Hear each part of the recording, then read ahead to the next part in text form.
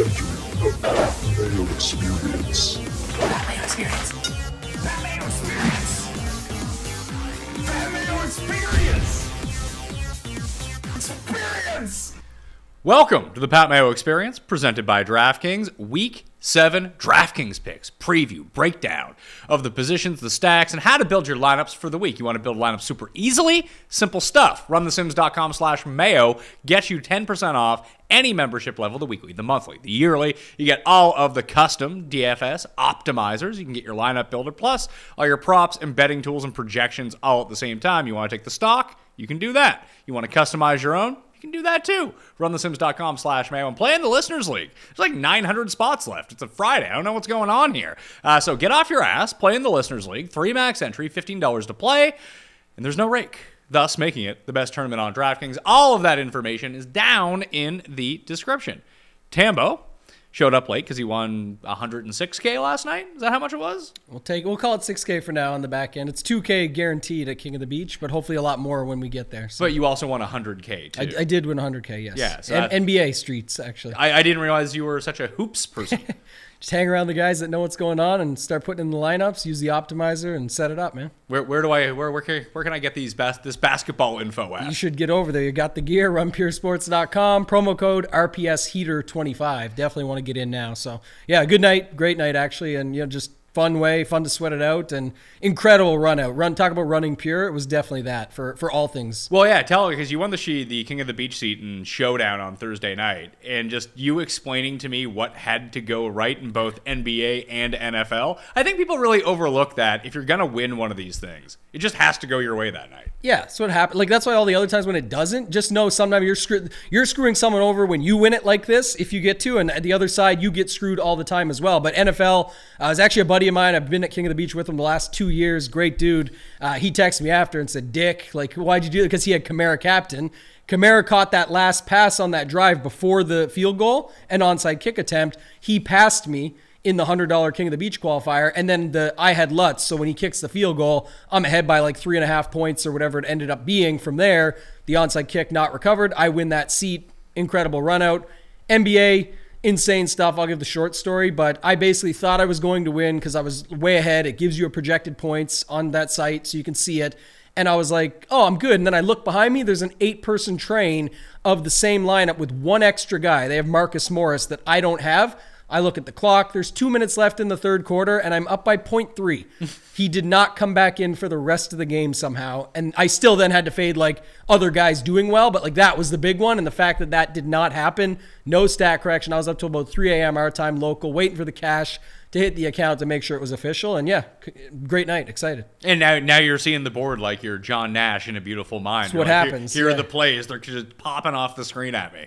I think there's that, and I think a little bit of confidence comes with the swagger, but also the side of where you're like, if this guy sucks and it doesn't work out, you'll just take more chances, or you'll fade things easier because you just feel good about it and you're coming off making some good money. So I love weeks like that. That's why I think heaters exist, because you care less about your decisions, and I think in DFS that's a major factor. People care too much about this 1v1. If I don't go with the safety guy, I might miss out. No, you should probably go with the other guy, because if he crushes that safety dude that everyone else is going to, you probably crush them and leverage up on the field. Well, that seemed to be the case with like Eno Benjamin last week, and even Kenneth Walker to a certain extent. Like, you didn't need the guy that no one really used Deion Jackson, although that was the logical move.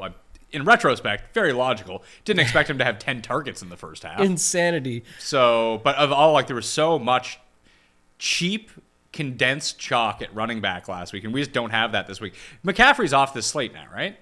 I don't know how that's going to work. I don't remember seeing it like this in the past. My guess is they probably swap it. There's more than enough time. I think the rule is like 48 hours. Same reason we didn't get a kicker last night. I think they need 24 hours on a showdown slate to add it in like that. I know the other site did it, but DraftKings did not. So we'll see what happens here. But he's still priced in. He's just on the wrong team. So they'll let us know in the header at the top, either no points at all or swap the team and eligible for points based on the team he's on now. So keep an eye on that moving forward. Definitely watch it. What do you make of McCaffrey with the Niners? Do you think he's better or worse? I think you can make a pretty compelling argument to either side. Like, so much of McCaffrey's fantasy usefulness is, well, they don't really have anyone, so they're going to throw to him 10 times a game and just eat up those easy PPR points. But it's also like the worst offense in football. So is he going to get that same sort of volume, or does he become more efficient in a better offense that scores a little bit more? They use him as a bell cow. Maybe they didn't really pass to their running backs because they have Jeff Wilson and Elijah Mitchell, who can't really catch. That's why they try to throw to use check all the time. Now they have McCaffrey. I would expect to see him split out wide a bunch. Like, they're going to run some weird motions where Debo's lined up on the outside, McCaffrey's in the backfield, and they run like double motion. Those two guys switch spots. Like, I guarantee you that's coming. It's definitely a nightmare for the other side. Like, CMC's been saying he's healthy, ready to go. It's obviously a bad situation that he was in. I think it's way better. Also, San Francisco has great blockers. Man, I know they're down right now with Trent Williams and their left tackle, but I'm saying if you got the other stuff, guys like Kittle, Kyle Juszczyk, those guys that you can have in there making moves to you, and then you have guys like Debo and Ayuk and stuff on the outside where it's setting it up for him. I just think it's a better spot for sure. And I think with Kyle Shanahan, and the Shanahans in general, as always, have been big on their running backs and using them. Remember they signed, what was it, Tevin Coleman for a big contract? Again, at that time, it was to use him in this way. Now they have a healthy, again, I know people say 26 years old, all these factors you can make up to be bad about him. Like you said, there's an argument for both sides. I lean on the side that it's going to be a better situation for him by a lot. I think that you lose a floor with him from what you would have in Carolina, because he's just not going to get... They're going to throw the ball downfield, or they're going to run the ball. They're not just going to be like, well, our only play is to throw behind the line of scrimmage, and that's to you. You could argue the other side, and it's your argument you made in the past. Is Jimmy G, what does he do, right? He gets rid of it quick. He's gonna find a guy, and like, you know, we've had situations where guys like Russell Wilson are not finding their guy. Even last night. His name is Mr. Unlimited now. Well, Mr. Limited this week. No, Mr. Unlimited. You watch out. That hamstring is just fool's gold. Oh, yeah, They're just sucking you in to bet the Jets. Gosh, this guy's horrible. The Subway commercials too and all. It's just so bad. But he can't find anybody is my point. If you go back to this situation now, Jimmy G may want this quick check down option for himself to have it there. Obviously, they're going to still set up, like you said, where the floor gets hit a little, is they have a guy like Debo, who is the best ball-carrying wide receiver in football and could set up and be a running back in his own right. So I think they're dangerous from that perspective. We'll see how things go. They have injuries. They need to get healthy if they want to make a push here. So when we're thinking about starting our lineups this week, I just ran the optimal on Run the Sims on a Friday. Obviously, this is going to change once we get a bit more injury information to see how guys fill out. You got 2 Tampa pass catchers in the optimal lineup with Godwin and Otten filling that up. It's Burrow and Higgins is the stack. I mean, I didn't even put in a rule for a stack. It just gave me that. Yeah. The optimizer loves T. Higgins every single week. And it does seem like he's probably now back to full strength. Gets Atlanta, pretty good spot. Eckler and Josh Jacobs at running back. Titans D, Dulcich. I mean, the optimizer loves a double tight end, like a cheap double tight end to jam in, which I guess makes sense if you're playing cash games and 50-50s. You can get away with that. But this is not a tournament lineup. Right. And, well, I mean, anything could happen. But the point is because you have Dulcich and Otten at those price tags. Yeah, you get Jacobs and Eckler and Pittman you may and get Godwin. You may get Foster Moreau. Waller's obviously not practicing right now. Yeah, but he's not practicing either. Yeah, I know, but I'm saying we all got to see. It's Friday. We'll see how it shakes out, but he looks more likely, in my opinion. You may get, speaking of what looks more likely, we also don't have Andrews. We got to wait and see what happens on Friday. It's supposed to be 2 rest days. He's playing. We'll see. He's playing. We'll see. You pumped for Deshaun Jackson on the Ravens? Oh, God, that's horrible. Just another. I have no idea what we're even doing at this point, but these type of moves don't make any sense to me. Like, here's the thing. If, like, a Kansas City signed Odell Beckham, or Buffalo signed him or something, I would understand, even though they probably don't need him. They do it because they're trying to keep it away from their competitor and make their run still on something that they can get for an affordable price. A guy like Deshaun Jackson, what are we doing? Like it's just to fill in for injuries, I guess. I don't know. The guy's, 35? He can still run a wind sprint. He can. Can Lamar get there? I don't know. I mean, yeah. Lamar's deep ball is pretty nice. So it's been more accurate. I give him more credit than most. People love calling him the RB1, but I just think it's not. It just doesn't make sense to me. And everyone always says, "Oh, the Ravens need receivers." They don't. It's not their game. It's not what they do. They could use better. Like they rely too much on like Duvernay, who's not good. But it's never been helpful to them. Like their guys in the past were like Steve Smith, Bolden was good. Anquan Bolden. But Bolden was good. He's exactly the type of guy that they still need right now. Who would remind you of him though? Because I just saw today as I was rolling in here late, as you said, DJ Moore expected to be gone very shortly. I was gonna say Elijah Moore because it seems like he's asking out of New York. He's definitely asking. At least go get a second-year guy who, ran some pretty precise routes last year. They like a little bit older guy they want. Yeah. I agree that they probably should go for a bit. I don't know who fits that bill in the NFL right now. Like, weirdly, Allen Robinson would have been the guy, but apparently he's just washed. So he literally cannot move. So that's a problem. But, like, Bolden, when he was there with Flacco, was just like, yeah, he's going to run his, like, run just beyond the sticks. Yeah. He doesn't care how hard he gets hit over the middle. Like, they need that kind of guy. It can't just be Andrews. That's why I think DJ Moore is a better fit, only because it's like you said, give me 10 yards. We need that first down when Justice Hill or Kenyon Drake can't get it for us, and they've caught on a little bit to Lamar. J.K. Dobbins is still nursing up, so we'll have to wait and see. But yeah, not excited about Deshaun Jackson, that's for sure. Do you think you go back to Burrow, Higgins, Chase against Atlanta here as a main stack? I think that people will, because Burrow's only $6,900. T. Higgins is still pretty cheap. You can fit in Hayden Hurst if you really wanted to into that lineup to save some money. I don't know who, like, do you even need to play anyone on Atlanta? It's funny watching the games with you because you're thinking about it from, like, winning the Millionaire Maker perspective. Right. Like when Kyle Pitts caught the touchdown last week and like Drake London is piling up points. You're like, well, man, Mariota has a bunch of points. These other guys as a part of their stack are just boosting people up. I'm like, he has 10 points. Like this lineup is not going to win. They were behind for sure. There was other things, but that is what I'm thinking about. It's funny you mentioned that because that's one of the things where really I have a hard time going back to the Burrow stack as good as it looks on paper and as cheap as it is here. It's just, it seems too easy. So I don't like that of it. And I actually would say that the other side intrigues me a little bit more. Mariota, get him rolling up against it. It's just the way it is. It's just a leverage play. You're playing opposite stack of what everyone else is. And guess what? Now I have a way to use Higgins that others aren't using. So if you go Mariota, you don't have to use all three, Mariota London or Mariota Pitts with Higgins. I think Higgins is a good piece at that price. I know he's popular, but we've talked about this in the past on this very show of the comparison of Chase versus Higgins. And I know last week probably boosted a little bit in Chase's favor, but Higgins has been crushing it in all the snaps they have together. It's like on a sample of 750 or 800 plus snaps where Higgins actually beats him, but people just love Jamar Chase, so the name goes with it. And for the price difference, Higgins... He's $1,800 cheaper this That's week. what I'm saying. And that's why, again, the systems, projections, things like that obviously catch on and why he becomes more popular. But again, as we've seen it plenty of times, just because they're owned doesn't mean they're bad. You have to figure out how can you build with them. If you're going to do it with Burrow, I think you need to add somebody else, not Chase, like add Hayden Hurst and do it that way. And or Mixon, as we saw last week. Or Mixon, exactly. That could work. Yes, and then maybe don't run it back where others do. Like you're just finding a different way to set that stack up that others might not be. But I think there's better stacks on the slate anyway. Well, 3% Burrow got the job done last week. That was the main stack that we came out of the show with. But now is at, what is he, 8 to 10% this week? And we're or more. Right, so that's where Let's see. Burrow, 8% projected ownership right now at Run the Sims. We'll see how that this is obviously going to change throughout the course of the weekend once people actually start filling out lineups and we get more information.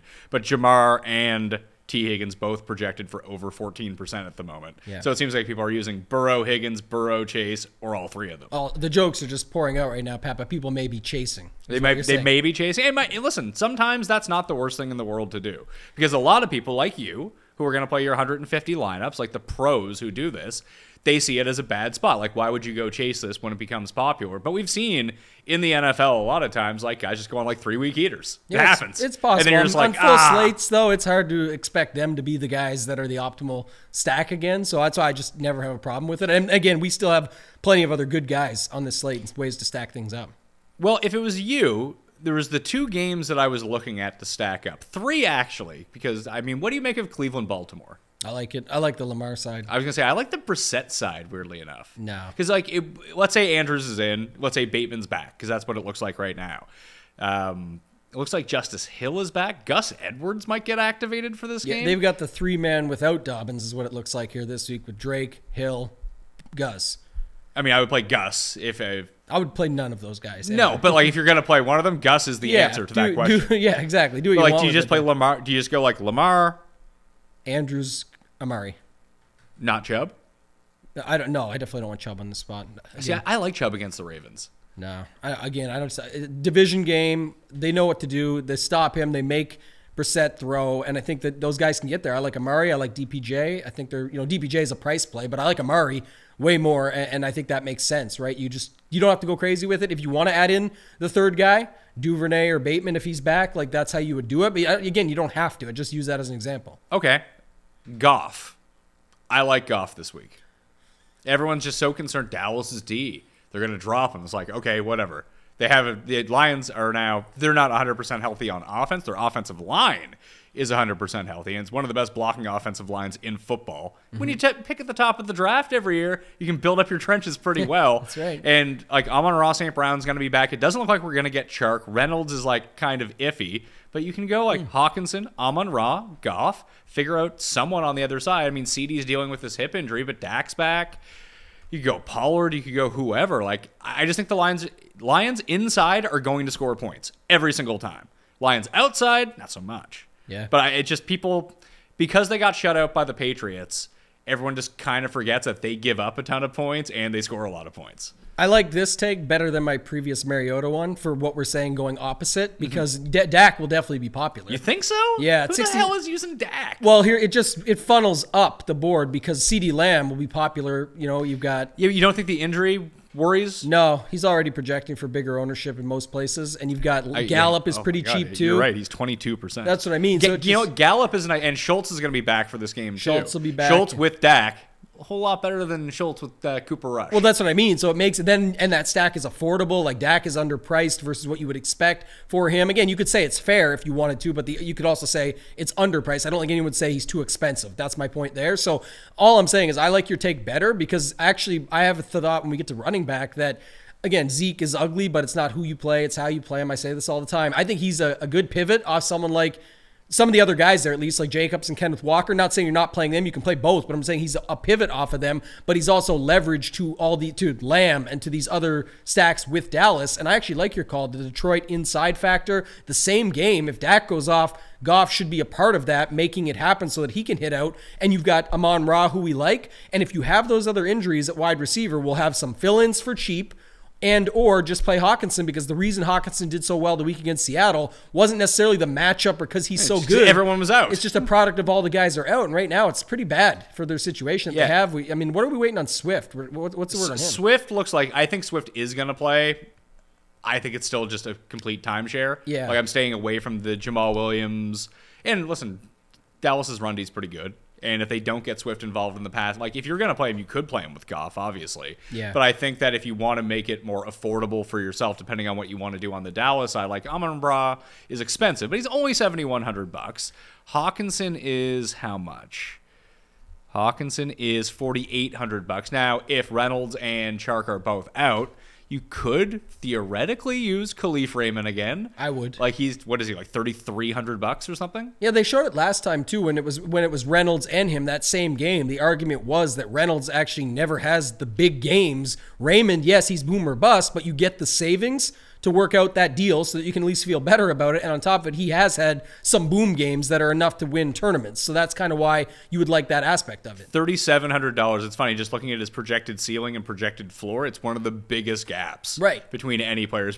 His projected floor right now, and this is still assuming that Reynolds is in, and so we haven't upped his volume yet until we get like the Friday. Why would you do it? Why would you do it before Friday? Before they tell you exactly? Yeah, like, they just making more work for yourself on that front. But the projected floor is 1.5 DraftKings points. The projected ceiling right now is 14 DraftKings points. Like that is an anomaly amongst any player. And really that 14 points is like one play for Khalif Raymond. And I don't have it in front of me, but I was going to say, I think he'd actually probably beat that. So while the ceiling projections, which sites will put a guy at, to me, their ceiling is what they've hit before. So if he's actually hit a higher number than that, even though that's right and how they're using it, I'm just saying you can still say he could hit better than that number. Yeah, well, when they say projected ceiling, I believe we use 90th percentile, not 100th percentile. And it's what's most likely for a ceiling. I'm just saying if they've beat it before, like I think last night the ceiling on Taysom Hill, for example, was like 24 or 22 because that's more likely, but he had a 37-point game just a couple weeks ago, so he could go for more. And that's kind of the thought with Raymond. We're not loving this play. We're saying if it all works out, why would you not consider that guy in your tournaments?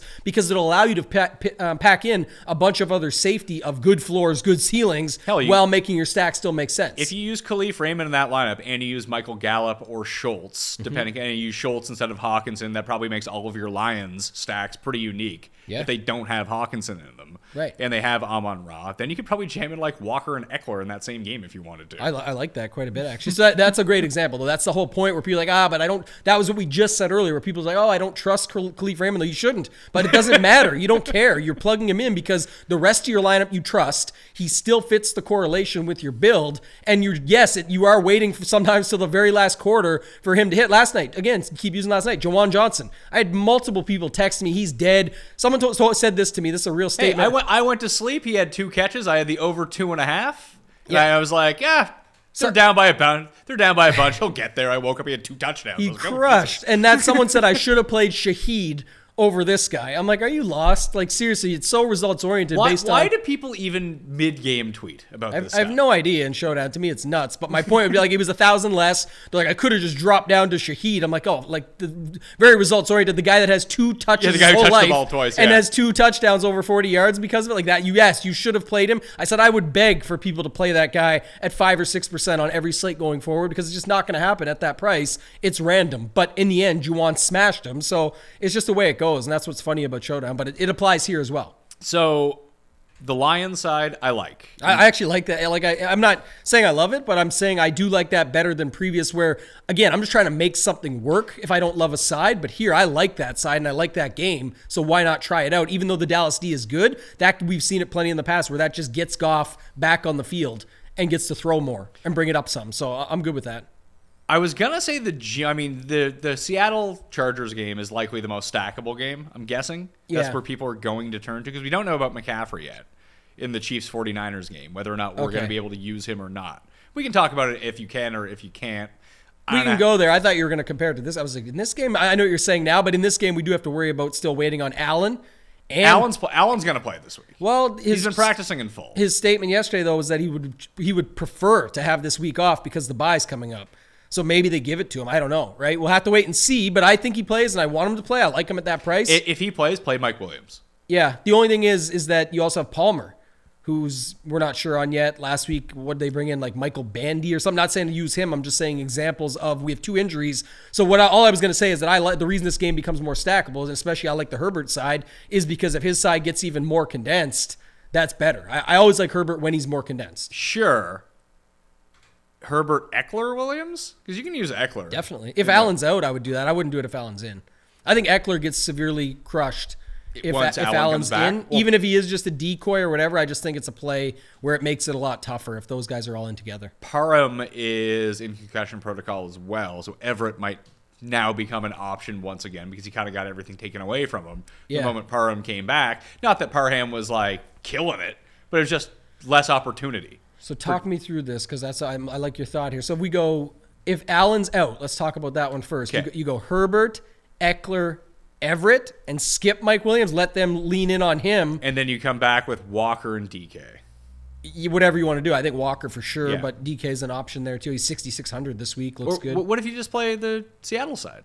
I mean, the most popular projected quarterback right now is Geno. Yeah, that's a no for me. Yeah, so just pass on that. For me, again, we'll teach their own, but I mean, to me, it's overowned. I don't think he has any chance of being that in the Millie Maker winner. But I'm on the Herbert side, so that's where I stand. I just want to play him in different ways if I can. Combined ownership, right? So the projected ownership on Geno right now is 13%, Herbert 10%. This is the game that people are going to. It's the highest projected point total game on the slate. I get it.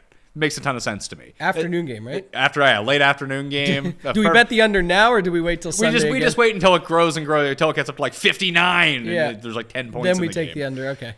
So I think that game is a fade for me because I'm only going to play 3 lineups, or I'll play 3 stacks worth of lineups. That's probably not going to do it. I'm probably committed to playing Goff. I like that idea the most, and I don't think anyone's going to use Goff. Even if it doesn't work out, Pat, I like it for what you're doing and what you're saying and how you're framing it up. And I can do it with the 150 lineups. I got no problem mixing him in as one of my, if I go 5 quarterbacks. And I will say about the Herbert spot, I'm already off Geno. But if everyone's in for that side, I actually like it less. Okay. Yeah. But so it's funny, the combined quarterback ownership in that game right now is like 23%. So that's like 1/4 of the field, or 1/5 of the field. Just slightly above 1/5 of the field is going to have one of that stack. Essentially, unless people are just playing like solo quarterbacks. Then you see the other late afternoon game.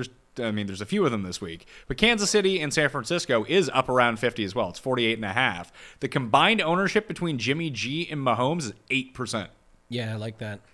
Both sides. I have Mahomes up top, and then I have Jimmy G as down below. But I want to see what happens, like you said, with McCaffrey's eligibility and how much he's going to play. We have to see. They said right now he's going to get there Friday. What's the Ivy League he went to, whatever.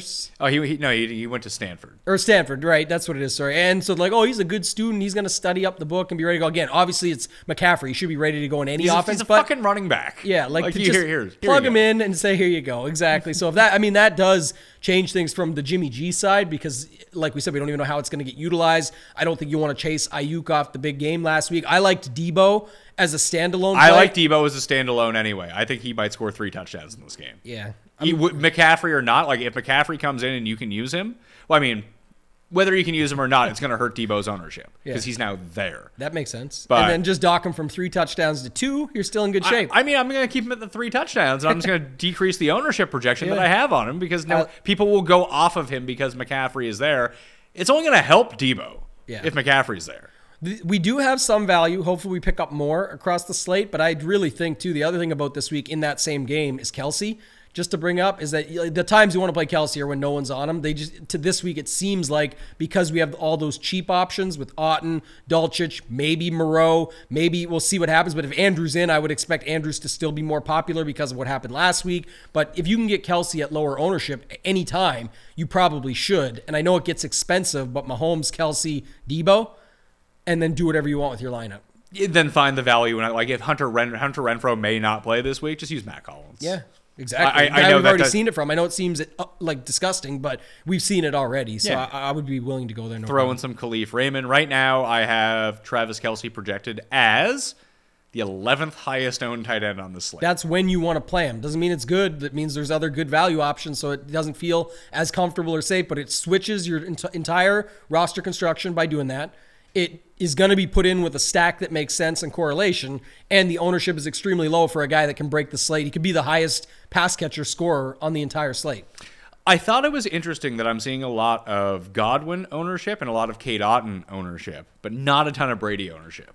Yeah, I wonder if that steams up because obviously we have the always the angry Brady narrative, and now the media saying that he's washed and he's done coming off of this. He compared himself to being in the military, and then that was a bad scene. The heroes got upset with him. Yeah, good thing he came back on that one. That was not a good time for him, but he's got a lot going on right now either way. Maybe he just stays washed, and from what we've seen so far, it's not been good this season. It's funny because I don't think he's actually been that, like, watching him, he doesn't seem that bad. It seems like their offensive line is bad. They've got a lot going wrong. I'm just saying, but the results on paper lean to that. I'm saying, but people are going to look at it from that perspective. Maybe that's why. But again, do you need Brady? Yeah, I was thinking, because I'm trying to figure out how I want to utilize like the 3 different quarterbacks that I use this week. I'm committed to using Goff, like I was committed to using Burrow last week as my main team. We'll see when we get to Sunday if I can build a lineup that I like a little bit more. But that really worked out. Like the low-owned guy that I know is going to throw the ball a ton. I know the guy to stack him with. That works out well. With the Tampa Bay stuff, it becomes confusing, I think, for people because people do like Godwin, people like Otten. But if those guys did nothing in this game and Fournette and Evans went off, or Gage, it's like, oh, why the hell did I play any of these Buccaneers? Could you go, I think Tampa is going to like curb stomp someone soon. And this is the perfect team to do it to. Could you just go full Tampa onslaught? Use like 5 guys. What does that say? Onslaught. There we go. That's what. See, we've been talking so much recently. Yeah, that's exactly what it is. I think you could. I think again the spread is bigger than last week, and I know he didn't come through against Pittsburgh, and so people are like, that's crazy, but it's not crazy. It's that maybe they do come through this time. Carolina is on a fire sale right now. Everything's gone. DJ Moore could be gone by the time we get to Sunday. Who knows? So literally they have nothing, and not like he matters anyway. So my point would just be, if you just want to stack it up and roll it, Brady, Fournette, Godwin, Otten, defense. Evans. I use the defense when I do an onslaught because Evans, the other thing too about Evans is the low-owned one though. Yeah. No one's using Evans. Oh, J.C. Horn's going to take out Evans. Like, J.C. Horn might not even play, for one thing. We'll have to see about that. I was going to say, but if he does, he has taken out a lot of people. And I'm usually the first to ignore this stuff. We've talked about it a few times. But, man, it's been going on lately. Like, it didn't work out last night. Arizona, Olave still pretty much got there. But it's not like he broke a huge game. He just broke what Arizona had been able to do. But Surtain last week against Mike Williams. Yeah. See ya. Good night, bud. Mike Williams was so owned in that showdown slate, and he didn't get a chance. Like, it was just over to start with. I'm not saying that's what Horn is. I'm just saying there's an example here where you could see that again. Godwin, I don't think, is a bad play because the price is fair, and he just picks up those catches and those PPR points. Again, the thing about Evans that makes it challenging is it's almost like, how do you play them all? Because that's the 1 yard line, one pulls from the other. Yes. Right? And Evans is going to hurt Fournette. Fournette's going to hurt Evans. You have to hope it's Cade Otton then. And even Otten can hurt. That's why that trio together is tougher than Fournette scores early and gets one late. Otten does his PPR thing at a pure value price. Godwin does his thing at 10 catches for 80, no touchdown, but it's still a good day at 6,300. And then you got Evans 3 for 16 and 3 touchdowns. If that happens, you're in trouble. But Yeah. that's all I'm saying is if you were building, I don't actually like Evans as much in the onslaught. Because I want the onslaught to pick up the PPR points and the Fournette touchdowns. Any Fournette touchdowns at his price at running back, when you're going away from the value guys, is how I think you have to think of it. When you're going away from those value guys, you need Fournette to do his job. That means touchdowns are involved, in my opinion. And if they are, that pulls from Evans more than anybody else. Otten can get there on sheer price alone. Catches, PPR. Same with Godwin. Brady being a part of it. Maybe it's 2 for Fournette, 1 for Godwin, and the PPR for Otten, or vice versa on those last 2, and you could still get there. With Evans, I would actually just go Brady, Evans, maybe Otten for PPR, and then up to you. I wouldn't even run it back, just that 3. Well, if you want to use Godwin as well as any part of this, and you're really paying up, I mean, we can't overlook Donta Foreman on this slate at the min at running back. It's a terrible matchup. Yeah. I do think he's the guy over Chuba Hubbard in Carolina, at least to play. Min price, too. Min price, $4,000. Like, that saves you an awful lot of money at running back. Do you think people will go to him, though? I got to wait and see. It's just came up today, so I've already seen a couple screenshots on Twitter of his price and picture. Seen it in the Discord. That starts to creep up as the week goes on, but I don't know. With him, like I said, I think people will still be at least a little bit afraid of going there. And again, you're talking about being in a game where you're down who knows what. People are expecting the Bucs to still come through here, I think. So that makes it a little bit tougher, too. But what do you need to do as a $4,000 running back in order to get your value? Because if you use, it's almost like using the Khalif Raymond thing, because you're using Otten, theoretically, in this lineup, too. So you have a $2,700 Otten and a $4,000 running back. Like, that allows you to get Eckler or Derrick Henry or whoever the hell it is you want. Yeah. But you can now use that other player. Is the trade, like, what does Foreman then have to do? Or is the opportunity cost of using someone like Foreman be like, oh, he got me 15 points. Great. I needed 30.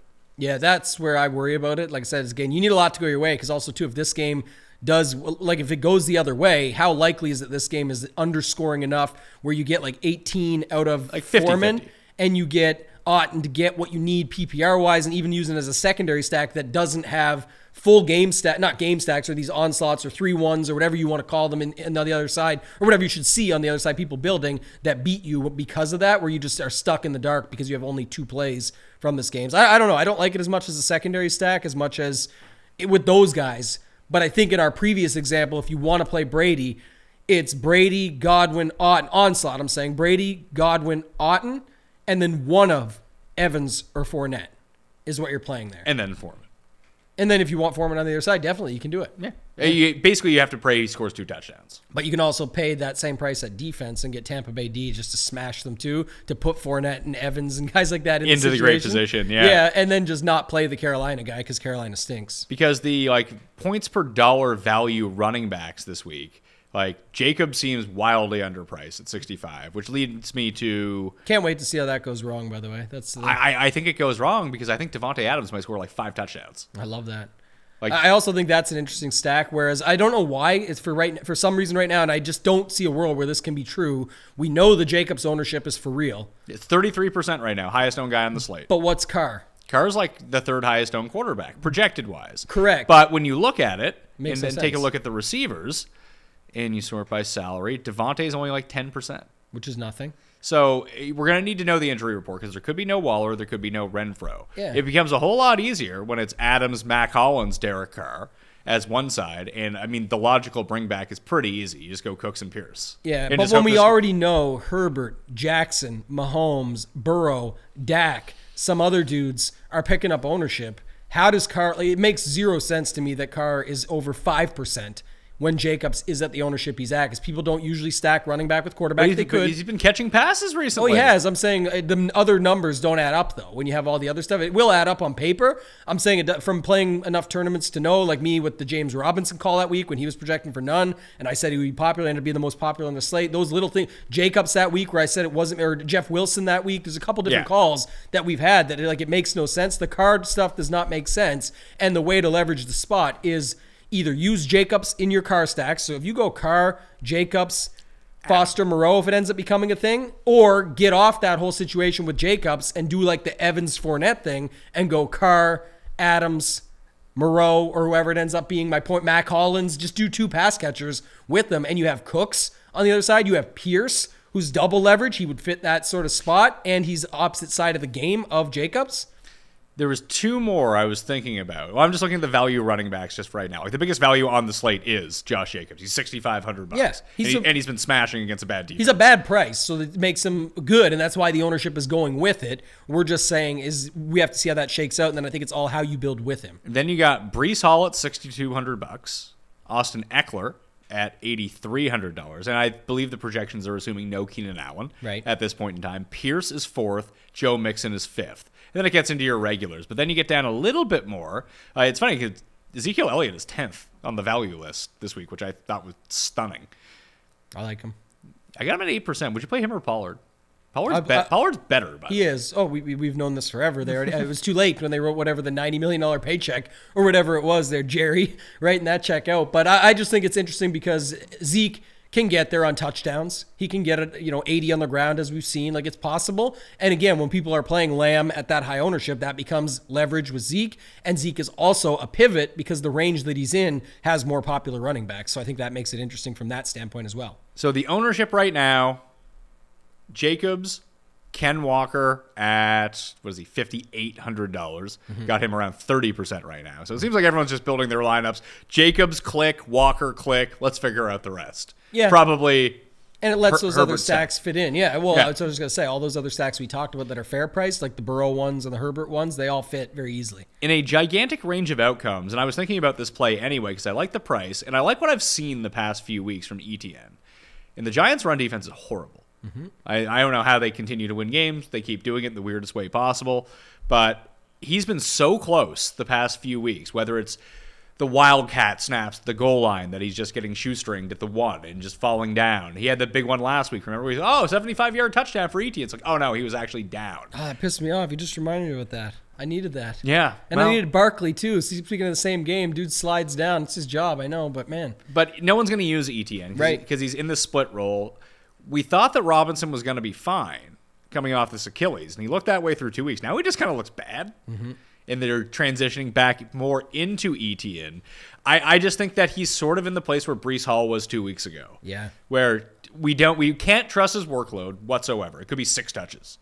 But if it starts swinging the other way for him, and now all of a sudden he's playing like 65% of the snaps, and you boost that up to like 15 with like 10 on the ground, 5 through the air, like his big play potential is there. Yeah, like he's going to be one of those guys that ends up scoring like 40 points in a week because he has 2 80-yard touchdowns. Feels like this could be the week for him. I love it. I got him on my list. I also have him in, you'll love this one, Wan'Dale Robinson, secondary stack. Well, people want to use him, but do people want to use him? Are they thinking How like much this? is Bellinger?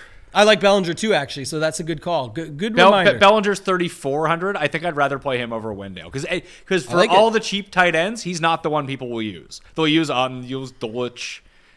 Hell, Hayden Hurst is only $3,500. Like that just puts him in a box outside of those guys. Yeah, I like it. The other thing I was going to say back to the same conversation, because talking this type of running back, and you compared him to Breece Hall, which I think is a good one.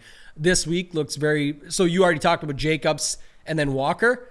I can see lineups that are starting Jacobs, Walker, Hall. Who do you think goes in next? Dulcich. Because he's the secondary stack with Breece Hall. Fits so easily. He's cheap at tight end. Now you have money to spend with 3 wide receiver spots open, a quarterback.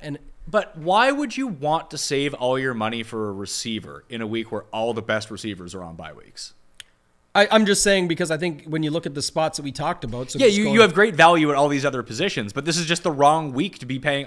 Listen, Adams, Chase, Debo, Pittman, they could all smash, obviously. Yeah. But just think about the receivers that aren't on this slate that you would want to pay up for. There's no Kupp. There's no Jefferson. There's no Diggs. Like the pool of talent at the top of receiver just isn't there this week. So you can save all the money you want and pay up, but... Well, I don't think you're saving that much money because if you think about all those running backs are $6K or more. Yeah, but they're not $8K. No, for sure, but that's the whole point. So I think you see the more balanced build. That's how you get to the Dak, Lamb, Gallup, run back with Amon-Ra or something like that. That's how you get to the Burrow, Chase, Higgins, run back with London, like, you know what I mean? That you just end up with these mid-tier value builds with a cheap D. Let's see how the Burrow game works. So Burrow, Higgins. Do we want to throw Chase in just as an example? Yeah, we're chasing. It's the week before. Just try it. All right, so we'll throw in Chase. Then we get some Jacobs. Walker. We get some Walker. Go London. And well, let's keep it there for the moment. And who's like the crap D that we're going to pick out here? I think leave D off for this time. Because Okay. I think the answer here is, aren't people going to run it back? So I think you have to put London. I don't think people are going to run it back. Okay. I just don't. So then put Dulcich and Hall and leave the last two spots. And We'll let's see what go- it gets. Let's just throw in Dulcich. I think Otten is used more than Dulcich, by the way. Really? Yeah. I don't. It's $200. Like, what has Dulcich really ever done? He got the first touchdown in a primetime game. The main thing I think people will just go back to is it's against the Jets. He's cheap. They saw it in prime time. And they made- Albert O didn't play. Mr. Unlimited, very popular with his new Subway commercial. Got to gosh, get a this guy. piece of Mr. Unlimited in there. He's so bad. But yeah, leave it. It's fine. We have the money if we need it. But So, what's that put us at? we'll throw Dulcich in. So Burrow, Jacobs, Walker, Higgins, Chase, Dulcich. Right now, we got $4,500 left, and we haven't put in defense yet. How many spots do we have? 3. Wide receiver, flex, and defense. Yeah. So put in your cheap D. So who's the cheap D? Just random one we can use here. Jets, 26? Yep. Definitely. Well, I don't care. no, it's a good. I know people won't care about it because it's going against Dulcich, but yeah, just put him in. That's fine. So now we have 5,500. So you could use London as a bring back because he is 5,400. Now we have 5,700 for a flex, which puts us in the range of Pollard, Judy. You probably don't want Judy. Juju, Dylan. Robert Woods is kind of intriguing on this slate. I like him. We'll get to that game in a second because I have crappy stacks written down, and I think that could be one. ETN is right there. You could use ETN at 5,400 if you wanted to. And then change the D around like people could do that. So there you go. Yeah, and you could get, I mean, with that, you still have $300 left. You could move Jets into, I don't know, 49. You probably don't want 49ers, but like No, Colts or Giants or That's Commanders. the best part about the show. Like people can figure it out. But if you wanted that, Yeah, and That's listen, what you you don't can need to do. use Chase. All of a sudden, you can get rid of Chase. You can get rid of Dulcich and use Hurst. Now, all of a sudden, you have way more money to play around with. Now you have 6,000 instead of 5,400. exactly. That's what we're saying. But that's why those builds will be very popular. Yeah. Because that makes sense. Just to take them out, just to give you your first 4, like this 4 core, like we talk about like shitter guy lineup, Burrow, Higgins, Jacobs, Walker.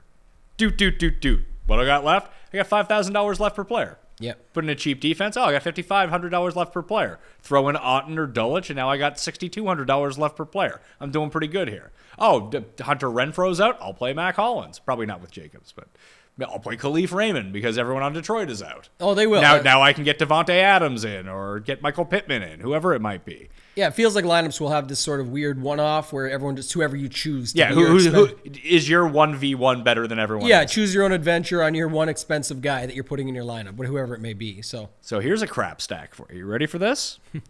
How much do you believe in what we saw last week from the Colts in terms of their commitment to, hey, we can't run, we might as well just pass? 0. I think Zero? it's the worst chase of the week if you went there. You think it swings back the other way? Especially because JT's going to play probably. JT's going to play, but I mean, the last time that we saw these two teams play, Henry just put them in a hole, and they could only pass the entire time. You could do, if you wanted to jam in like the top tier guys, and I like the Derek Carr side a little bit better, like the Derek Carr stack better than this, so take it for a grain of salt, but I want to talk through it.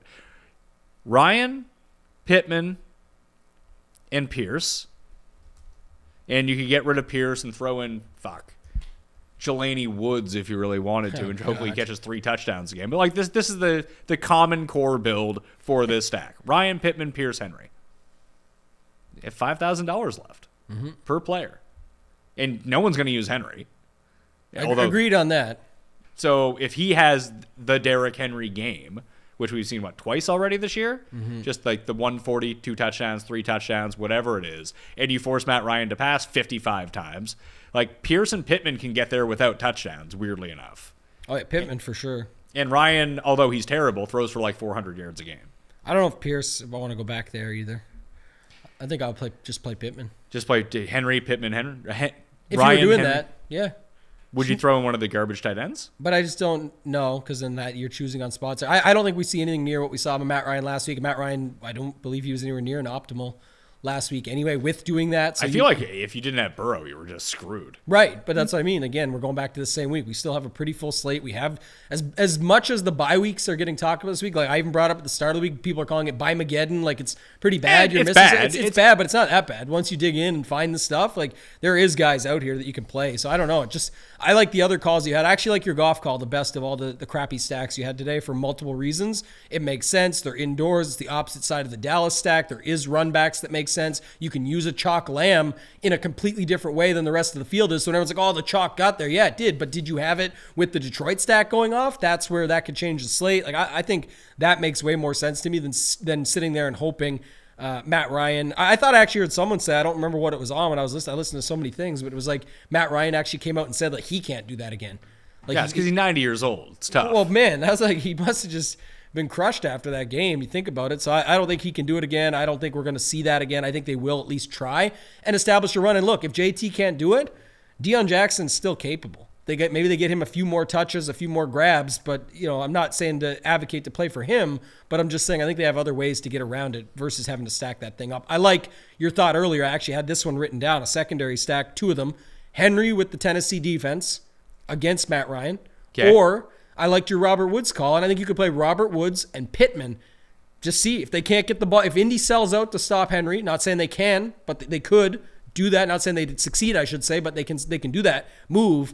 I like your Woods call. Kind of liked him a little bit last week. It didn't really work out, but you can get to him now for cheap.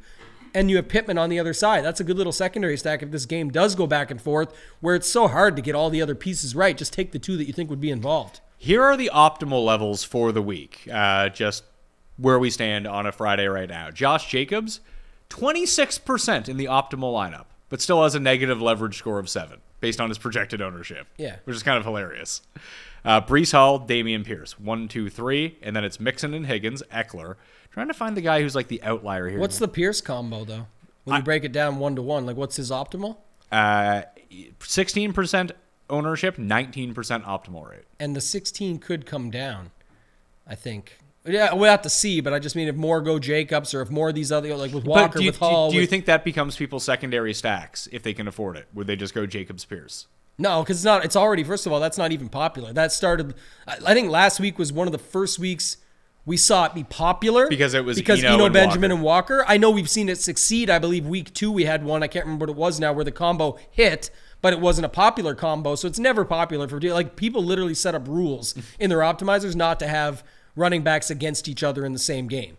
So that would just be a note where, again, you could go to that, but I don't think people will do that in this spot. People might play this week Eckler and Walker. Again, wait and see on that Allen injury, but that would be where I could see it even, especially if, what's Lockett's situation right now, too? Don't know. Yeah, we got to wait on him. Same as last week. He was clearly hobbled last week. Yeah. And he has the same injury still. It feels like these teams try and do this decoy thing or like just to bring them back in to have them, and it's almost pointless. So sometimes now they will go the other route and just say, I'm not going to bring them back for it. So we'll wait and see. The biggest negative leverage score of the week at a whopping minus 19% optimal rate is Kenneth Walker.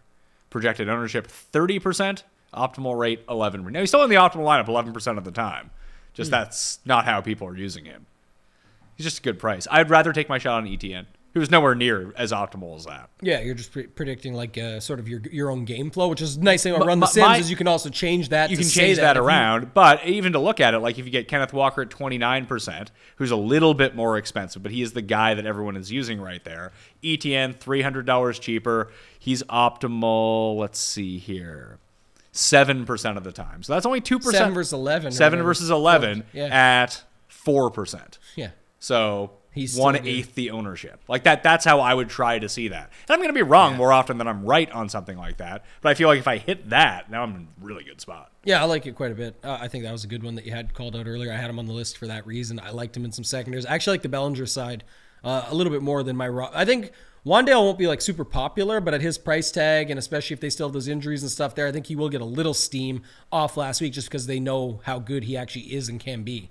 The other two low-owned receivers right now that provide big optimal scores are Pittman and Christian Kirk still, who apparently sucks now. You know who sucks? Zay Jones. You've said this multiple times. Remind me to never play this guy, man. Like, he is so bad. Hey, I thought he had a 15-yard catch last week. It wasn't even him. Some guy named Tim Jones. Exactly. That's the point. Yeah, Kirk, though, I think you can still stick with. Right? I think that's fine. Weird one, too. Projected at 3%, optimal 11%.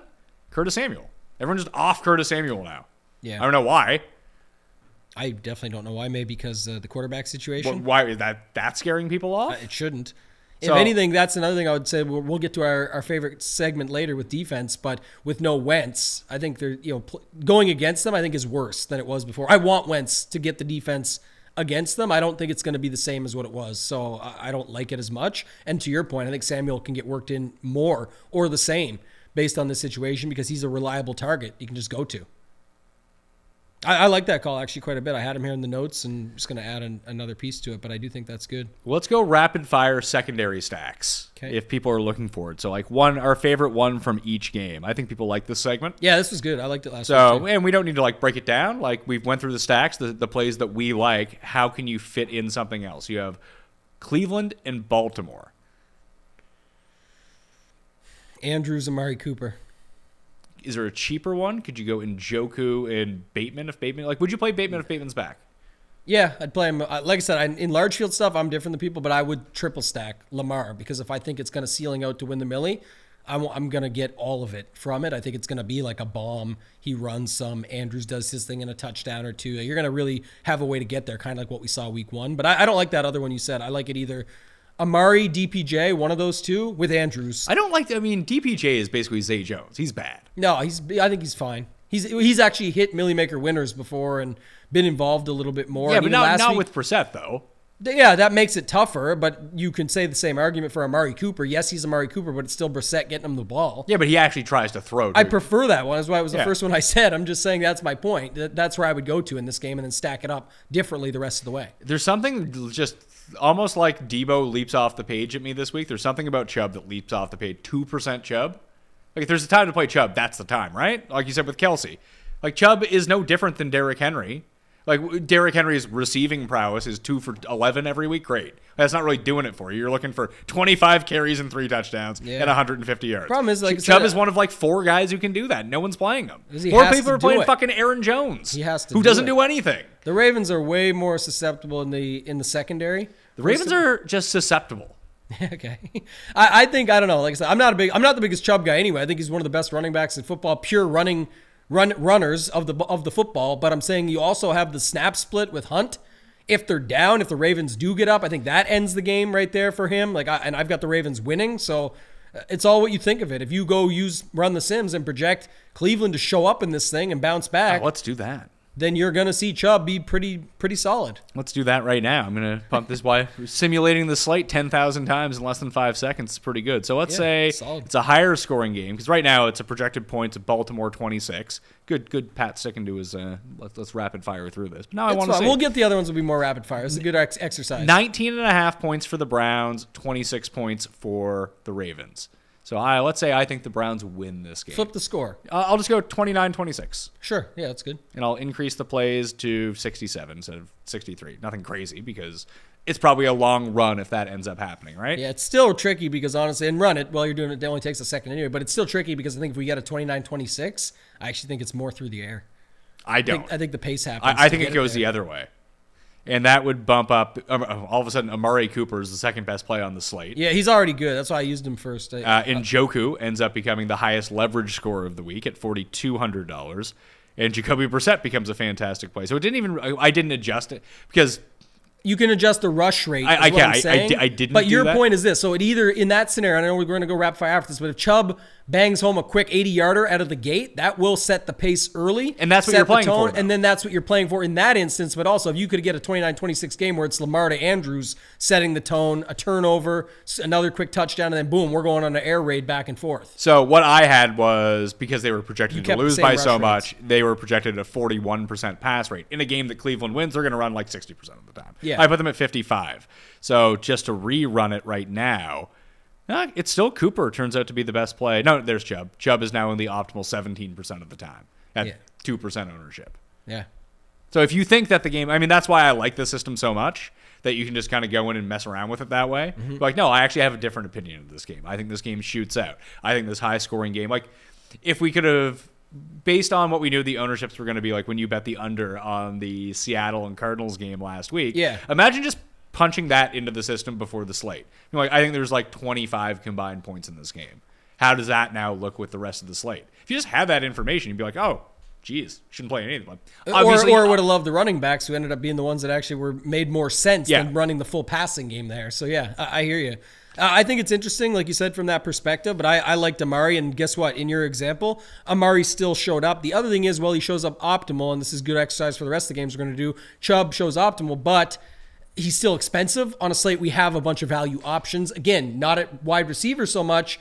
At the top, guys you'd want to use, so you could make an argument to make your stacks a little bit different is to run an expensive running back like a Chubb. So. Yeah, I would think that if you're going to do that, don't pay up for Devontae Adams as a one-off. Pay up for Henry or Chubb as a one-off. Yep. I like because no one's doing it. From that angle, then go that way, exactly. Tampa and Carolina, I think if you want to cheap out, just Kate Otten, Donta Foreman. And then you have all of the money in the world. I still, like I said, I didn't love it, but you're doing something else with your line that you're saying is going to beat Brady in them, so I'm good with that one. I like that. Atlanta and Cincinnati. Do you have any feel for the Atlanta running backs? No. Tyler Algier, I'd stick with. I would Caleb Huntley's the I would go with Huntley's better. Maybe. It feels like they want to use Algier more. I don't know. We'd have to spend more time on it, but I think in that one it's probably...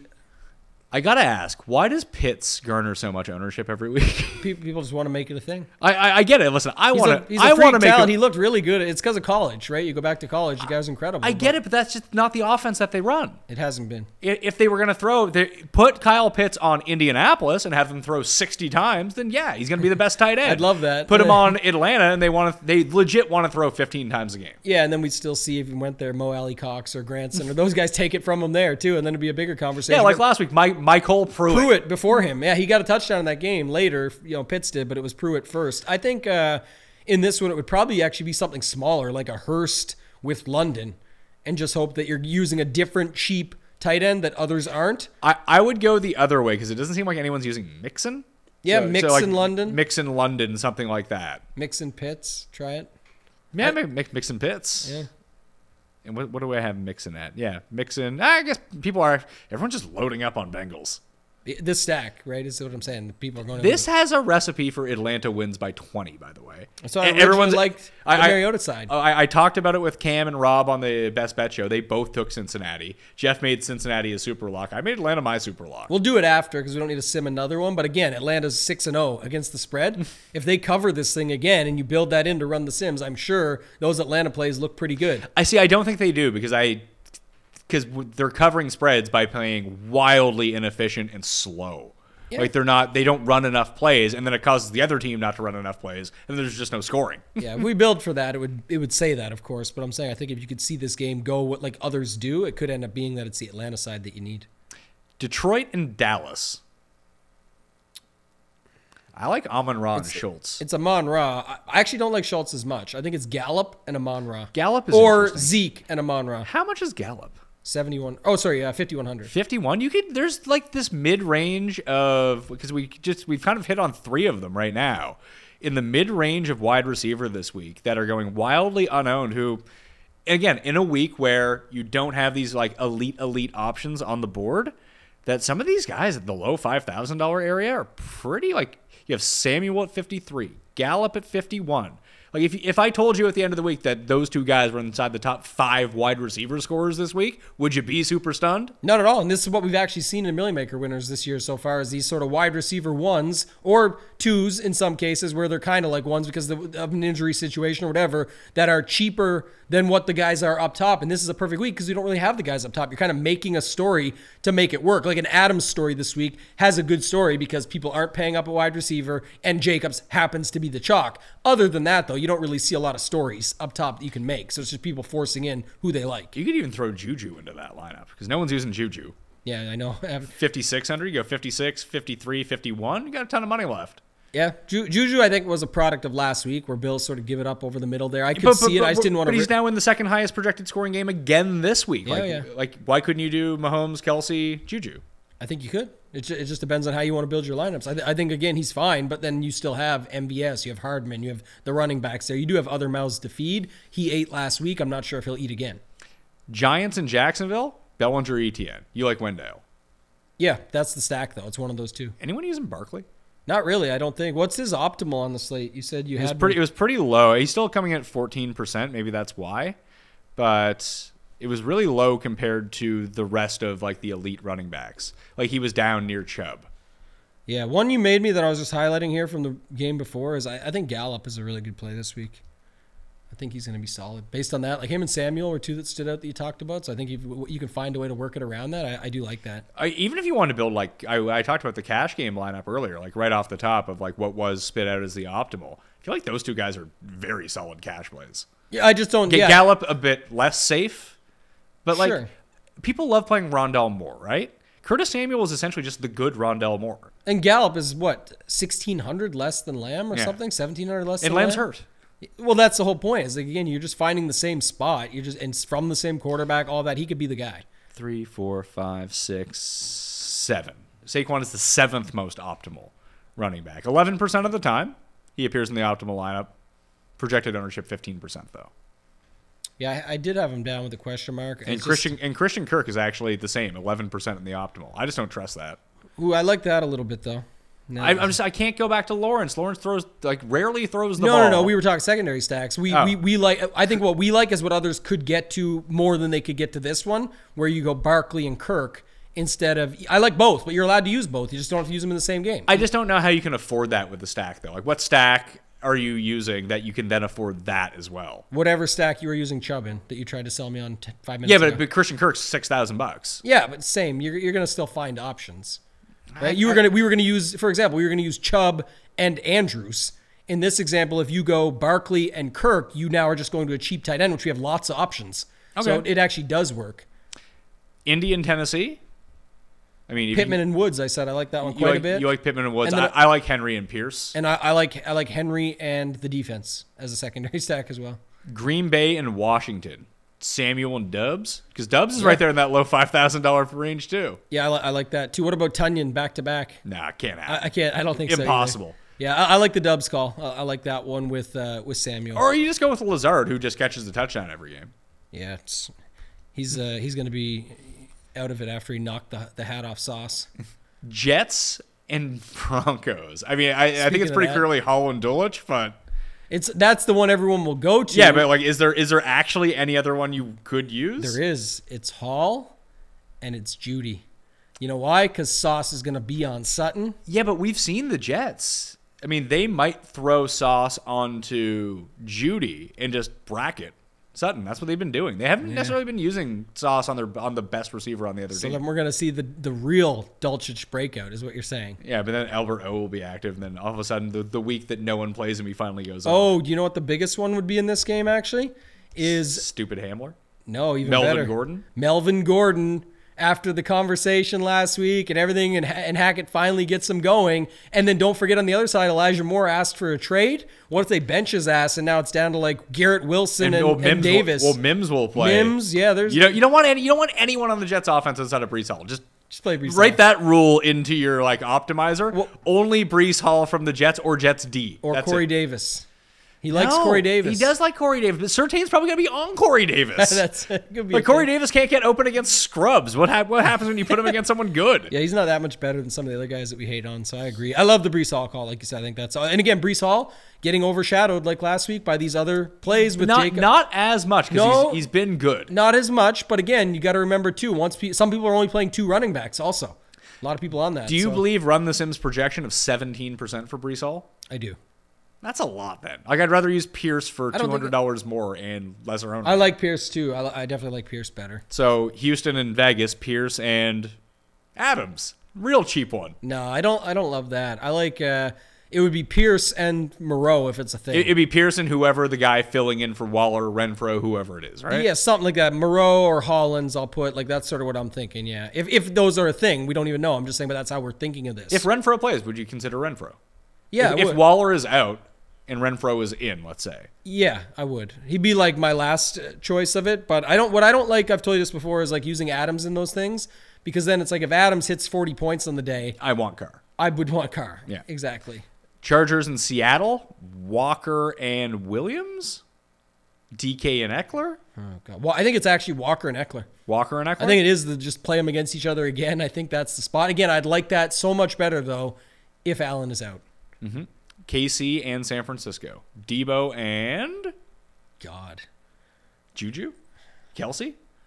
Build a cheap stack. Don't secondary stack this game. Just stack it. Stack this game. Yeah, because no one's stacking it. Just go Mahomes for sure, Kelsey for sure, and Debo, and figure out the rest of that value we talked about. And watch McCaffrey not be able to score points, but score all the points in this game. Correct. That's exactly what happened. If he's eligible, but that will if he doesn't accrue points this week, that will keep people off this game, and kill it.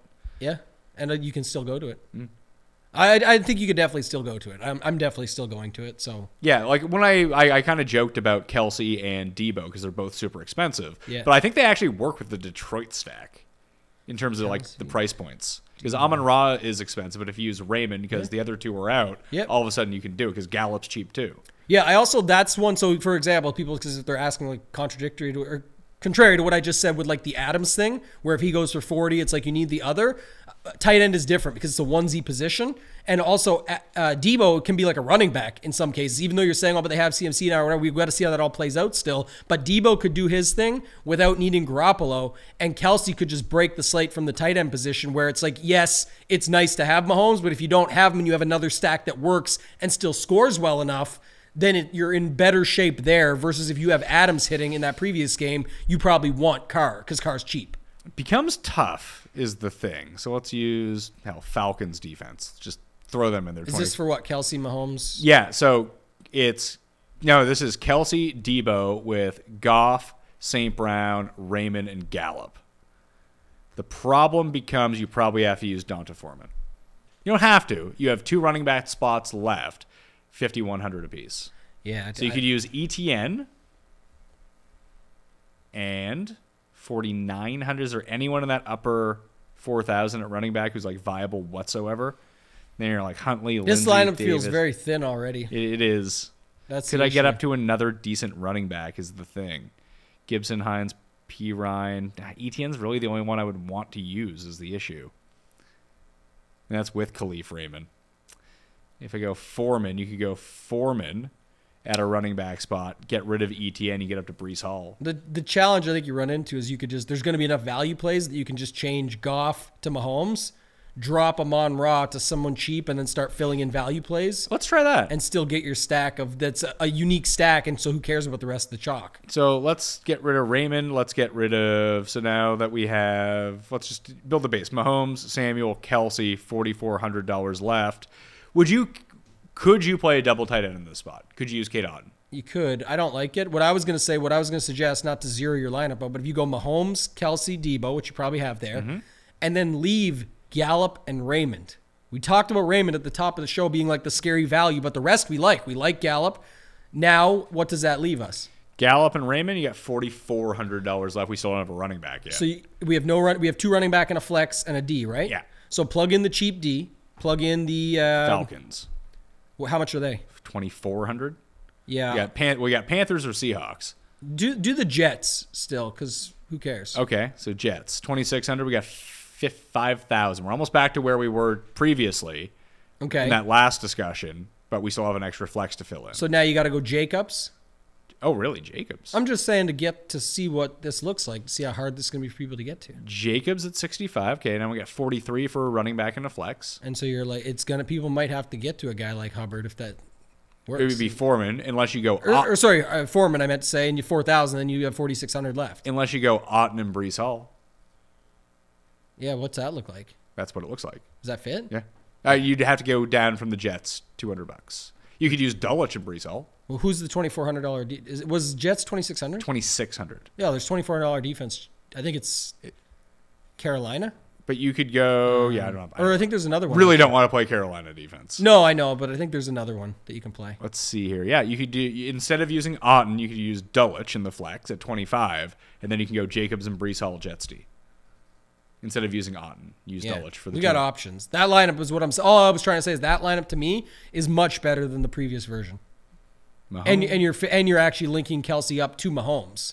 Yes. So and you're already different enough that the rest of the chalk we talked about doesn't matter. Also, you could say, look, I'm already leveraged enough, and I don't love the Jacobs chalk at 40%. I just take Jacobs down to somebody else and get even more money to play with. Final picks for me: Goff for sure. is going to be one.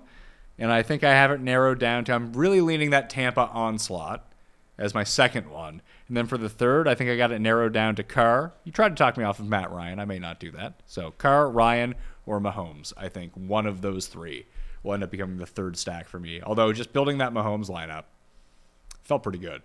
Yeah, I'm definitely in on Mahomes. He's the for sure. I'm two of these three. I'm not sure. And maybe all three by the time we get there. But Herbert, Lamar, Mahomes. Not getting stupid with it. You get different in other spots. That's what it's been all season. So I will have like 2 or 3 others that I pack in there from what we talked about. Maybe it's Goff.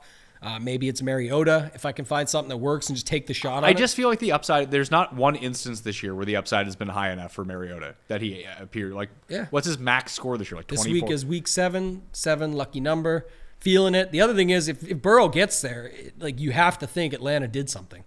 If people really think Burrow's breaking this slate enough to like pile in on all of his options and him. See, I just don't believe that. Yeah, if you don't believe that, then go off it completely. Birdie streak, Jordan Spieth. Here we go. Oh, geez, the bounce back is real. Everyone said, I should never have played him. He also shouldn't have tilted after day 1 of a no-cut event. So when he lost 3 strokes putting. Yes, correct. Shocker. From the one that he walked up and tried to tap it in and skated off. Yeah, good stuff.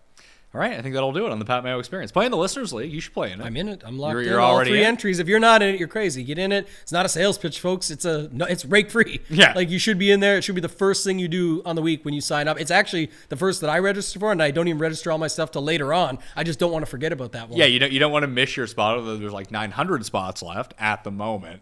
And it's flat payouts, too. It's not like one guy wins 10 grand and no one else wins anything. Everything's good. What are the payouts this week? Because it got shrunk to 3,000 because it didn't. The 35 kept filling, but it just didn't fill fast enough for their liking. Which that happens. Fair. And week 7, as it goes on, surprisingly enough, it seems like a little bit of tapering off for everything. Well, as it turns out, some people are out of money already. Happens. It happens from time to time.